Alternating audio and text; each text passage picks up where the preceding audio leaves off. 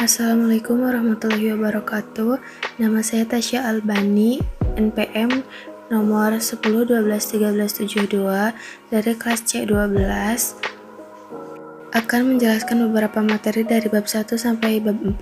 Yang pertama adalah bab 1. Bab 1 yaitu tentang hajatul insani illa rasul, atau yang artinya adalah kebutuhan manusia kepada Rasulullah SAW, dibagi menjadi beberapa bagian, yaitu al-insan atau manusia, kemudian al-ifroh atau fitrah, bagi lagi menjadi wujudul khaliq, keberadaan sang pencipta, ibadatul khaliq, menyembah sang pencipta, al-hajatul munadzamah, hidup yang teratur, dibagi lagi menjadi hidayatul rasul atau petunjuk rasul, kemudian dibagi lagi menjadi ma'rifatul khaliq atau mengenal pencipta.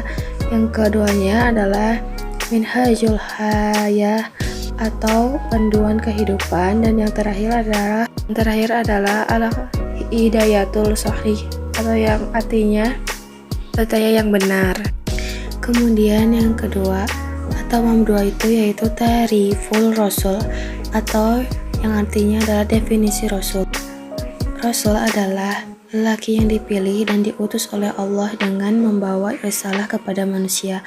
Dibagi menjadi beberapa bagian, yaitu ar-rasul atau rasul dibagi menjadi dua, hamilur risalah atau membawa risalah, qudwatul fi takalif risalah, atau yang artinya adalah teladan dalam menjalankan risalah. Kemudian adalah alamatur rasul atau ciri-ciri rasul. Yang pertama adalah sifat mendasar, yang kedua adalah mukjizat, yang ketiga adalah berita kedatangan, yang keempat adalah berita-berita kenabian, yang kelima adalah stabil kerasulan atau hasil keberhasilan. Kemudian bab 3 yaitu makanatur rasul Muhammad, dibagi menjadi beberapa bagian. Yang pertama adalah hamba di antara hamba-hamba Allah, yang kedua adalah as-sunnah, yang ketiga adalah rasul di antara rasul-rasul Allah. Kemudian as-sunnah dibagi menjadi dua bagian, yaitu sedarah kenabian, yang kedua adalah dakwah kenabian. Sedangkan hamba-hamba di antara Allah yaitu dibagi menjadi beberapa bagian. Yang pertama adalah manusia, yang kedua adalah fikih sirah, yang ketiga adalah keturunan, yang keempat adalah fisiknya, yang kelima adalah fikih hukum.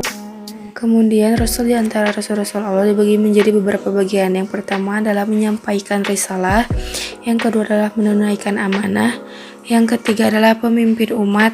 Kemudian dakwah kenabian dibagi menjadi satu, yaitu adalah fikih dakwah. Kemudian bab 5 yaitu sifat-sifat rasul. Yang pertama adalah manusia, yang kedua adalah terpelihara dari kesalahan, yang ketiga adalah benar, yang keempat adalah cerdas, yang kelima adalah amanah, yang keenam adalah menyampaikan, yang keenam adalah komitmen. Kemudian dibagi menjadi beberapa bagian, yaitu berakhlak mulia, akhlaknya Al-Quran, dan teladan yang baik.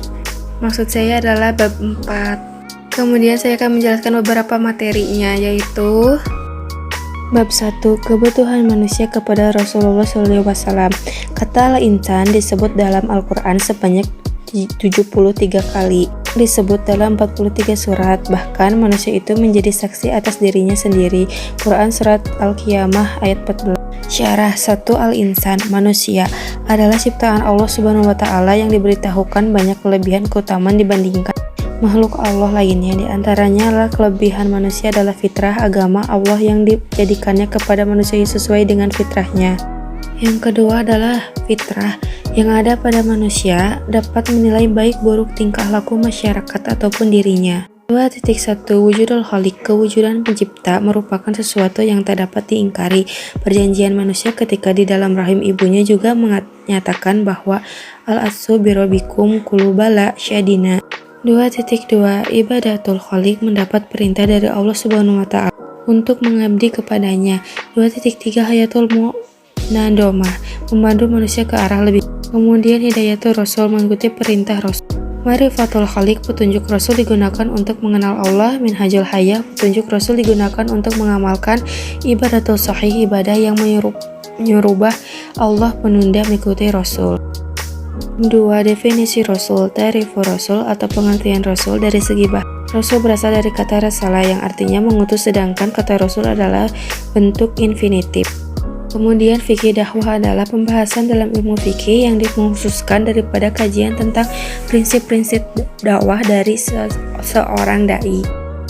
Bab 3. Maknatul Rasul. Yang pertama adalah abid min ibadillah atau hamba di antara hamba-hamba Allah. Yang kedua as-sunnah atau sunnah. Yang ketiga adalah Rasul minal muslim atau Rasul di antara Rasul-Rasul.